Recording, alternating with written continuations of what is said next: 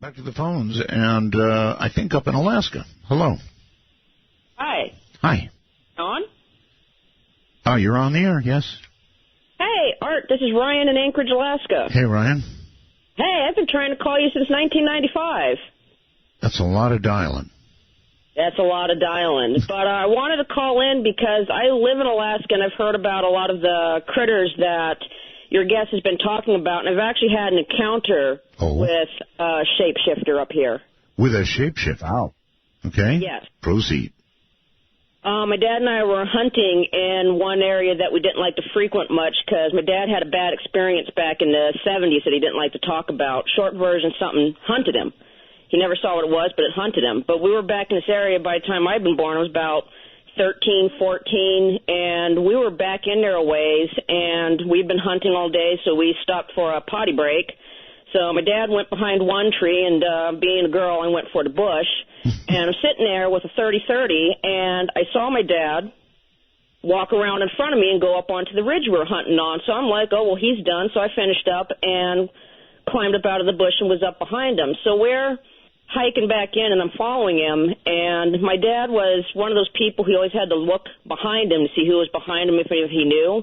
Well, I'm following him, or I think I'm following him, and he's not turning back and looking at me, and like about quarter mile, half mile of hiking behind him, I'm like, something just set off my spider senses, and I'm like, this isn't my dad.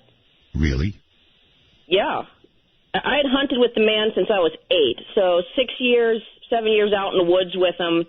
I knew my dad pretty well. Sure. And so I just stopped, and I'm like, hey, turn around. And he didn't stop and turn around. Like, even if he'd been screwing with me, he would turn around. Whatever this was didn't stop. It kept walking, and it walked around a spruce tree in front of me and disappeared.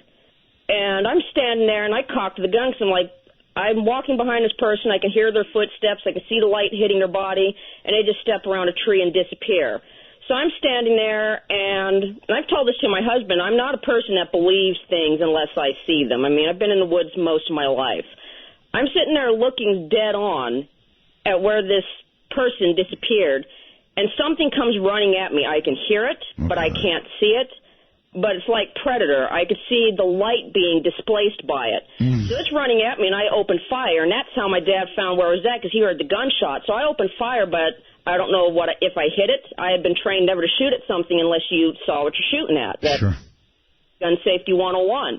Nothing dropped, and it didn't seem like I hit anything, but my dad comes running up onto the ridge, and he's like, we get into an argument because he thinks I'm just, shooting bleep, and I'm like, I'm not just shooting things, I was following you. So we finally hash it out. I'm like, no, you walked in front of me up onto the ridge. I followed you because you were done using the bathroom. I've been hiking behind you for 20 minutes now, and someone or something walked around that tree in front of us and disappeared, and then something ran at me that I couldn't see.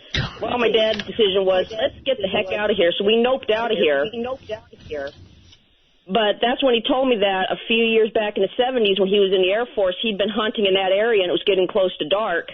And he always walked around armed. He carried a .45 hand cannon, and he had a rifle. And he always carried the hand cannon in his hand because that'll stop a bear. He'd been hunting in this area, and he kept hearing something behind him. So he thought it was a bear, circled back, never caught this bear. And he's almost to his pickup truck, and whatever it was about 30 feet behind him. And this is a clear trail back then, so it hadn't grown up. And he's looking around. He can't see it. So he pulled the .44, and right when it's about 10 feet from behind him, he turns around. There is nothing there. But the entire trip back to his truck, he said it felt like something was just standing on his neck. And he couldn't see it. And I haven't gone back to that. I even told my husband, I've been hunting since I was 8. I'm not scared of bears. I'm not scared of lynx. I ain't scared of coyotes. Sure. You cannot pay me to go hunt back in this area. Ken? Wow, yeah, well, very indicative of the stories of the Kushtaka. The Kushtaka is from southeast Alaska. The Tlingit people talk about its ability or, its desire to lure you out into the wilderness. And one of the ways that it does this is by assimilating or taking the form of someone that you know.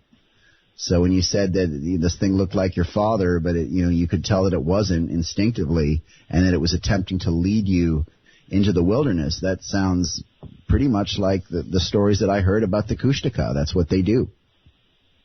Pretty creepy stuff. Pretty creepy indeed. And if it had been a Twilight Zone, you know, it would have clearly been a monster. She would have opened fire, only she would have hit it. And then, of course, when it's on the ground, it would have morphed back into her father, and it would have been horrible. So, yeah, that's like a shape-shifting story, I guess. Mm-hmm. Mm-hmm. I don't know what to tell you, young lady. That's one heck of a story. Well, it's real, and thanks for taking my call, Art. I've been listening to you for almost 20 years now, and I'm glad you're back. Okay, thank you very much, and take care.